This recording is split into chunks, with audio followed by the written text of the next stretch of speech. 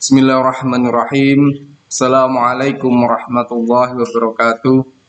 Alhamdulillahirabbil alamin wa bihi nasta'inu ala umurid dunya waddin. Wassalatu wassalamu ala asrofil anbiya'i mursalin sayyidina wa habibina Muhammadin Rasulillah sallallahu alaihi wasallam. Amma ba'du. Alhamdulillah, di pertemuan kali ini Allah masih menganugerahkan kepada kita semua nikmat-nikmatnya, nikmat iman, nikmat Islam, nikmat ihsan, dan yang paling utama adalah nikmat berupa kesehatan dan kesempatan, yang mana kita semua masih diberikan anugerah oleh Allah berupa kesempatan mampu mempelajari bersama, mampu bertemu bersama di dalam majelis yang mulia ini. Pada video kali ini kita akan membahas Al-Quran Surat Al-Anfal ayat 72. Mari kita belajar membaca bersama-sama.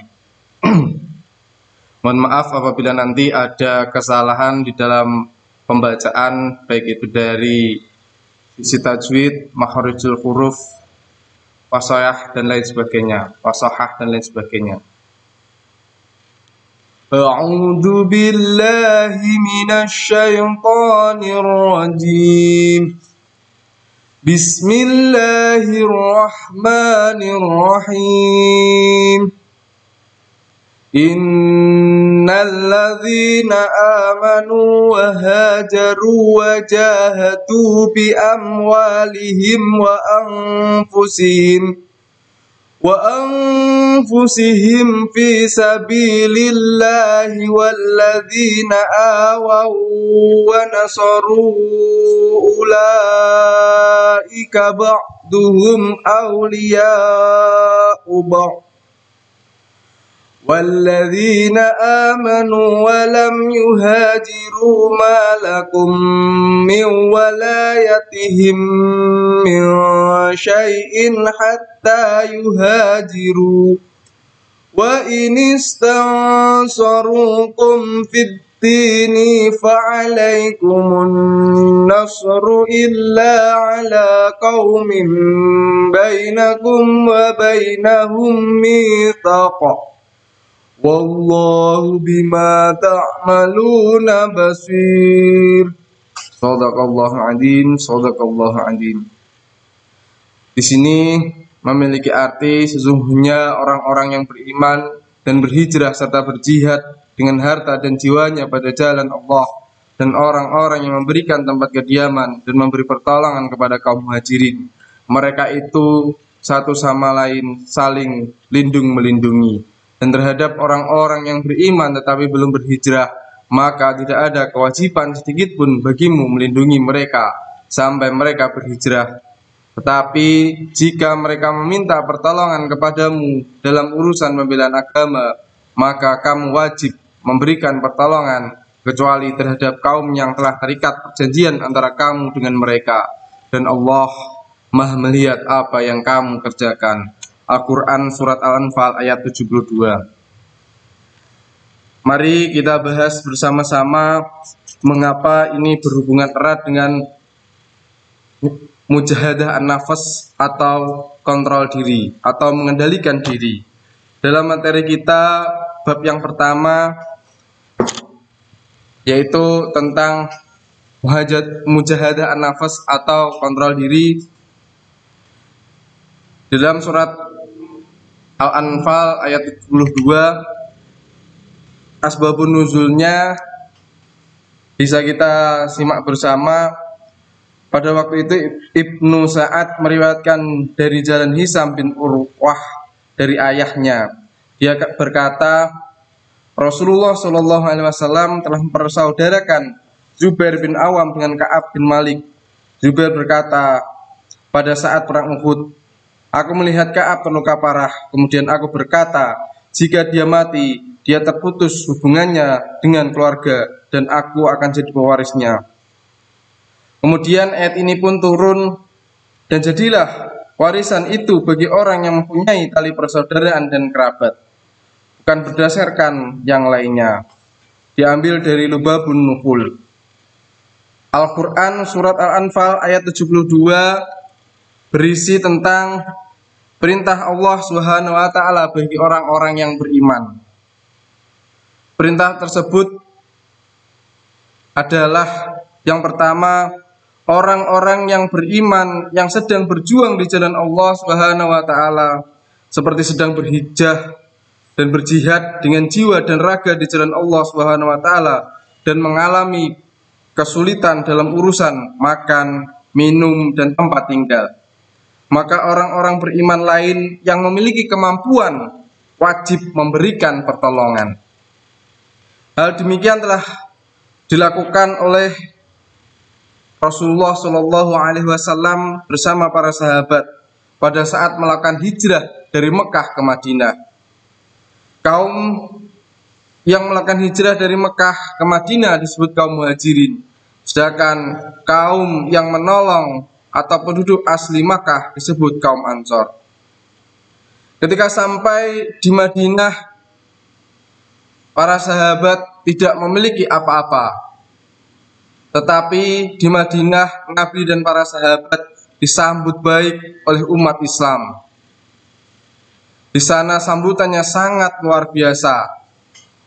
Umat Islam di Madinah memberikan semua kebutuhan kepada Nabi serta para sahabat. Bahkan kaum Ansar telah mengikrarkan di hadapan Nabi dan para sahabat bahwa kesulitan kaum muhajirin adalah kesulitan kaum Ansar, dan kesenangan kaum muhajirin juga kesenangan kaum Ansar. Dengan demikian, kekayaan kaum Ansar adalah kekayaan kaum muhajirin juga. Subhanallah.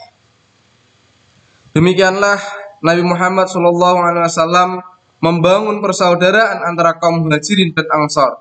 Persaudaraan dibangun di atas sendi-sendi keislaman dan keimanan yang kuat, sehingga mampu menumbuhkan persaudaraannya sejati, bukan persaudaraan yang dibangun di atas sendi-sendi kebutuhan dan keinginan sesaat seperti partai politik atau yang lain sebagainya.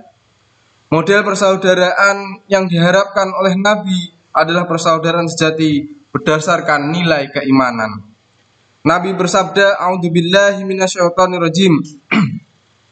La yu'minu ahadukum hatta yuhibbu li akhihi ma yuhibbu li nafsihi." Seseorang belum dianggap sebagai orang yang beriman sebelum ia mencintai saudaranya sebagaimana ia mencintai dirinya sendiri. Hadis riwayat Bukhari. Dari peristiwa persaudaraan umat Islam ketika masa hijrah tersebut, beberapa nilai kehidupan yang perlu dimiliki oleh umat Islam sekarang sebagai wujud mujahadah an-nafas, antara lain sebagai berikut. Umat Islam harus menjadi umat yang kuat di dalam kehidupan sekarang. Agar kita dapat berbuat kebaikan lebih banyak, umat Islam harus kuat, baik kuat ilmu maupun kuat ekonomi. Untuk itu umat Islam wajib belajar dengan semangat dalam menuntut ilmu di dunia dan ilmu di akhirat. Dengan keunggulan di berbagai bidang, umat Islam menjadi umat yang maju dan kuat. Keadaan umat Islam yang kuat ilmu dan kuat ekonomi seperti ini lebih dicintai oleh Allah ketimbang umat Islam yang lemah dan miskin. Nabi Muhammad SAW bersabda, "A'udzubillahi minasyaitonirrajim. Al-mu'minul qawiyyu khairu wa ahabbu ilallah minal mu'minidh dha'ifi wa fi kulli khairun ihris ala ma yanfa'uka wasta'inu billahi wala ta'jaz." Mukmin yang kuat lebih baik dan lebih dicintai oleh Allah daripada mukmin yang lemah. Namun pada masing-masing ada kebaikannya. Bersemangatlah kamu mencapai sesuatu yang bermanfaat bagimu. Mohonlah pertolongan kepada Allah dan janganlah kamu menjadi orang yang lemah.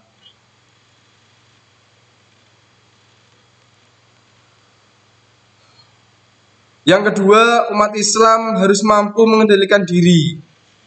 Sebagai umat Islam, apabila Allah telah memberikan nikmat dan karunia kepada kita dalam bentuk ketercukupan ilmu dan harta, janganlah menjadi kaum yang kikir dan menyombongkan diri. Jangan sekali-kali beranggapan bahwa ilmu dan kekayaan datang semata-mata melalui usaha kita. Sebaiknya semua itu karena anugerah yang diberikan oleh Allah Subhanahu wa taala yang wajib kita syukuri. Bentuk mensyukuri nikmat adalah mengamalkan ilmu dan membelanjakan harta tersebut sesuai dengan perintah agama. Perasaan memiliki secara total atas anugerah Allah merupakan perilaku yang harus dan wajib kita hindari. Bentuk menghindarinya adalah dengan menyadari bahwa semua itu adalah milik Allah. Manusia hanyalah dititipi yang sewaktu-waktu dapat dikurangi, bahkan diambil kembali oleh Allah Subhanahu wa taala. Penyadaran dan pengontrolan diri seperti ini oleh Nabi dikatakan sebagai bentuk perang besar, yakni perang melawan hawa nafsu yang ada di dalam diri kita. Secara umum, memerangi hawa nafsu tergolong sangatlah sulit, karena kebanyakan manusia mencintai harta benda. Rasulullah Shallallahu Alaihi Wasallam bersabda, "A'udzubillahi minasyaitonirrajim." Qala Nabi Shallallahu Alaihi Wasallam, "Raja'na minal jihadil asghari ila jihadil akbar." Qila ya Rasulullah, "Wa mal jihadul akbar?" Qala al jihadu fi nafsi. Nabi Shallallahu Alaihi Wasallam bersabda, telah kembalilah kita dari sebuah perang yang kecil, perang Badar dengan kaum kafir Quraisy pada waktu itu, menuju peperangan yang agung. Bertanyalah pada para sahabat, "Ya Rasulullah, apa yang engkau maksudkan peperangan yang besar?" Rasul menjawab, "Perang melawan hawa nafsu." Hadis riwayat Bukhari. Yang ketiga, terhadap orang-orang yang beriman di Mekah yang belum melakukan hijrah, orang-orang beriman di Madinah tidak berkewajiban untuk memberi pertolongan. Yang keempat, di dalam urusan agama misalnya untuk dakwah Islam, apabila orang-orang mukmin Mekah yang belum berhijrah meminta pertolongan kepada orang-orang Madinah, maka orang-orang mukmin Madinah wajib memberikan pertolongan karena antara sesama orang beriman adalah bersaudara. Adik-adikku semua, jadi di dalam Al-Quran surat Al-Anfal ayat 72 yang telah kita pelajari bersama tadi, mengajak kita semua untuk mampu mengendalikan diri, mengontrol diri. Mengendalikan diri sangatlah penting bagi kita saat ini. Saat ini kita sedang berada pada ujian yang mungkin sangat berat. Kenapa kita diuji oleh Allah berupa penyakit, ya, berupa penyakit atau virus COVID-19 yang ada di antara kita. Dan semoga oleh Allah kita dijauhkan, kita dijaga dari penyakit tersebut. Maka di sini kita penting untuk selalu mengontrol diri kita. Apabila kita keluar rumah, ya, seyogyanya kita selalu membawa masker. Kita selalu mengenakan masker, ya, untuk melindungi diri kita dan juga orang di sekitar kita. Kita tidak pernah tahu siapa yang akan dan membawa penyakit tersebut. Nah, di sini di dalam pelajaran kita yang pertama tentang mujahadah an-nafs, ya, dalam Al-Quran mengagaskan bahwa setan adalah musuh yang nyata bagi manusia. Setan selalu menggoda untuk menjerumuskan kita pada perbuatan-perbuatan dosa. Kita harus berlindung kepada Allah Subhanahu wa taala dari godaan setan, yakni dengan membaca ta'awudz. Selain setan, manusia juga digoda oleh nafsu amarah untuk melakukan perbuatan melanggar syariat Allah Subhanahu wa taala. Seorang perilakunya dikendalikan oleh nafsu amarah akan hidup sengsara di dunia dan di akhirat. Oleh karena itu sangat penting bagi orang-orang yang beriman untuk mengendalikan dan menahan hawa nafsunya supaya hidupnya diridhai oleh Allah Subhanahu wa taala. Maka di sini perilaku kontrol diri atau mujahadah an-nafs akan menjadikan seseorang hidup damai di masyarakat. Kedamaian di masyarakat akan semakin kokoh jika dibarengi dengan sikap selalu berprasangka baik atau berhusnudzon kepada sesama, serta menjaga semangat persaudaraan ukhuwah. Tentunya setiap orang ingin hidup berdampingan secara damai. Sebagai makhluk sosial, manusia akan selalu membutuhkan orang lain. Oleh karena itu, perilaku mulia ini perlu dijaga dengan sebaik-baiknya demi meraih kedamaian hidup di dalam masyarakat. Di sini apa yang ingin kita pelajari dalam bab pertama ini, yaitu konsep bagaimana kita mampu mengontrol diri kita sesuai dengan Al-Quran surat Al-Anfal ayat 72 tersebut tadi. Perilaku atau akhlak manusia menentukan hakikat dan martabatnya dalam kehidupan kita sehari-hari. Manusia dikatakan baik apabila perilakunya baik. Sebaliknya, manusia dikatakan tidak baik apabila perilakunya tidak baik. Baik buruknya perilaku manusia dalam kehidupan sehari-hari bisa ditentukan bagaimana cara dia mengontrol dirinya dan keadaan hatinya masing-masing. Jika manusia itu mampu mengontrol diri dan hatinya dengan baik, maka akan baik pula seluruh perilakunya. Sebaliknya, jika manusia itu tidak mampu mengontrol diri dan hatinya, maka akan buruk pula seluruh perilakunya. Nabi Muhammad SAW bersabda, "A'udzubillahi minasyaitonirrajim. Ala wa inna fil jasadi mudghatan idza salahat jasadu kulluhu wa idza fasadal jasadu kulluhu. Ala wa hiya qalbun." Artinya, ingat, sesungguhnya di dalam diri manusia itu ada segumpal darah. Kalau segumpal darah itu baik, maka akan baik pula seluruh tubuhnya. Sebaliknya, apabila segumpal darah itu buruk, maka akan buruk pula seluruh tubuhnya. Ingat, segumpal darah itu adalah hati. Hadis riwayat Bukhari dan Muslim. Mengapa di dalam hadis di atas dinyatakan bahwa keberadaan darah pada diri manusia sangat menentukan akhlak atau perilaku manusia? Ingat, ketika kita belajar ilmu biologi, kita tahu bahwa darah yang mengalir di dalam seluruh tubuh manusia adalah berasal dari makanan dan minuman yang kita konsumsi. Semua makanan dan minuman akan diproses oleh organ pencernaan, sari-sari makanan, kemudian akan diedarkan ke seluruh tubuh oleh sel darah.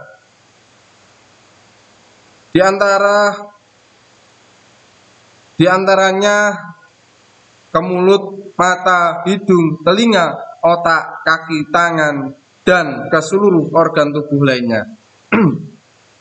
Apabila kita tidak mampu mengontrol diri kita dengan mengikuti perintah agama dan menjauhi larangannya, misalnya kita tidak mengonsumsi dengan makanan-makanan yang haram, ya, misalnya dengan tidak mengonsumsi makanan-makanan yang haram, ya, maka hati dan perilaku kita akan menjadi baik. Seluruh organ tubuh yang dialiri dari darah, makanan, minuman yang halal, maka darah akan menjadi energi yang mendorong manusia untuk berperilaku baik. Sebaliknya, tubuh manusia yang dialiri oleh darah dari makanan dan minuman yang haram, maka darah akan memicu manusia berperilaku tidak baik. Oleh karena itu, ajaran Islam menyuruh kita untuk makan dan minum dari rezeki yang halal, baik halal zatnya maupun halal dalam proses memperolehnya. Di sini jelaslah perilaku mujahadah an-nafs sangat-sangat diperlukan di dalam kehidupan sehari-hari. Bisa kita lihat di dalam gambar ini, ya. Pada gambar 1 kita lihat, begitu pula di gambar 2 dan gambar 3. Sedikit cerita, semisal di gambar 1 ini Yang satu ini adalah muslim, yang satu mungkin non muslim. Ya, apabila kita merasa diri kita lebih baik daripada orang lain, maka kita akan condong untuk merendahkan orang tersebut. Maka dari itu perlulah kita untuk mujahadah nafas, ya, muhasabah diri sangatlah diperlukan. Kita harus selalu melihat ke dalam diri kita. Kita harus mampu mengontrol diri kita. Janganlah kelebihan yang kita miliki menjadikan kita manusia yang sombong. Kontrol diri di sini sangatlah penting di dalam kita hidup bermasyarakat. Seperti tadi yang sudah saya jelaskan, semua itu bisa jadi bersumber dari makanan dan minuman yang kita makan atau kita konsumsi. Apabila kita sebagai seorang anak, kita tidak tahu rezeki yang diberikan oleh orang tua kepada kita, apakah itu dengan cara yang halal atau dengan cara yang batil, kita tidak tahu.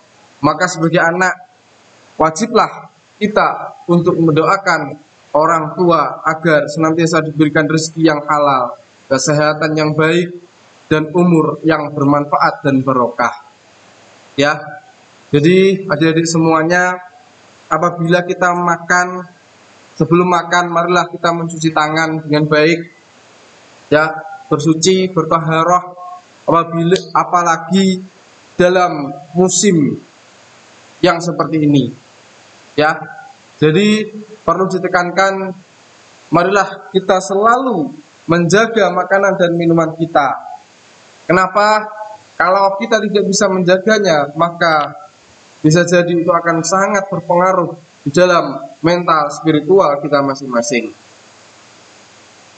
Jadi apabila hendak makan setelah cuci tangan, maka jangan lupa berdoa, ya, mengucap syukur kepada Allah atas rezeki yang diberikan, dan jangan sampai menyia-nyiakan makanan yang akan kita makan atau tidak menghabiskannya, karena di luar sana masih banyak saudara-saudara kita yang tidak bisa makan pada hari ini.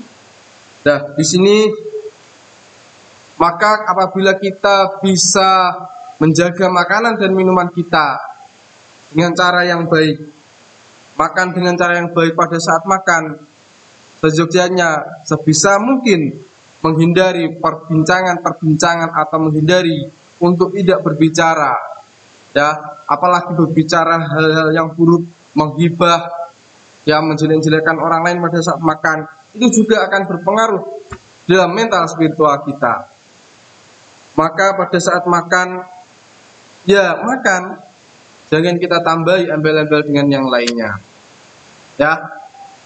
Jadi yang kedua, apabila ada orang yang merendahkan kita, menganggap kita tidak baik dan lain sebagainya, tidak sesuai dengan fakta, memfitnah kita harus sabar, ya, bisa menahan diri. Ya, orang yang kuat bukanlah orang yang bisa menghancurkan sebuah gedung, tapi orang yang kuat adalah orang yang mampu menahan amarahnya ketika dia marah. Jadi itu yang kedua. Mungkin yang ketiga, godaan pada saat ini sangatlah berat. Kita belajar di rumah, ya, apapun kita lakukan di rumah, kita tidak bisa bersama-sama pergi ke sekolah.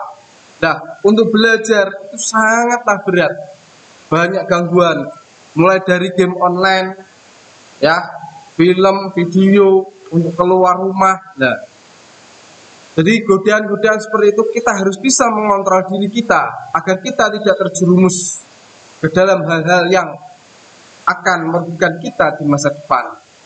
Maka pesan saya, manfaatkan sebaik-baik waktu kita berada di rumah ini dengan banyak belajar, dengan banyak membaca, ya, dengan banyak mengaji, dengan banyak menambah wawasan kita tentang ilmu pengetahuan. Janganlah pada saat situasi yang begini, ya, kita menyia-nyiakan waktu kita dengan keluyuran, ke kafe, main, nongkrong dan lain sebagainya. Ya. Jadi selain belajar, gunakan waktu juga untuk keluarga. Manfaatkan sebaik-baiknya untuk menjalin ukhuwah yang baik dengan keluarga. Sering membantu pekerjaan ibu bapak, meringankan pekerjaan ibu bapak di rumah. Ya, misalnya menyapu, membersihkan halaman dan lain sebagainya. Mungkin itu yang bisa saya sampaikan. Ya, saya harapkan di video kali ini kita semua mampu memiliki pribadi yang kuat, kita mampu melakukan mujahadah nafas, mengontrol diri kita, mengontrol emosi kita, mengontrol pikiran kita, mengontrol hati kita, ya, agar selalu mengikuti syariat Allah, agar tidak keluar dari jalan yang telah diridhoi oleh Allah Subhanahu wa taala. Pada akhirnya marilah kita berdoa bersama, semoga Allah Subhanahu wa taala segera mengangkat penyakit COVID-19 ini dari bumi Indonesia dan dunia. Amin. Allahumma amin. Dan semoga kita semua terhindar, terjaga dari penyakit tersebut. Semoga oleh Allah kita dianugerahkan kesehatan, kekuatan, ya, semangat untuk selalu menambah keimanan dan ketakwaan kita kepada Allah Subhanahu wa taala. Dan semoga Allah menganugerahkan kepada kita hati yang kuat, pikiran yang jernih, tubuh yang sehat untuk mampu menjalankan setiap aktivitas dan tugas yang kita emban bersama-sama. Semoga Allah meridhoi dan mengabulkan apa yang menjadi hajat-hajat kita yang baik. Amin. Amin. Allahumma amin. Al-Fatihah. A'udzubillahi minasyaitonir rajim. Alhamdulillahirabbil alamin. Iyyaka na'budu wa iyyaka nasta'in. Shiratal mustaqim. Shiratal ladzina an'amta 'alaihim ghairil maghdubi 'alaihim waladdallin. Ihdinas siratal mustaqim. Assalamualaikum warahmatullahi wabarakatuh.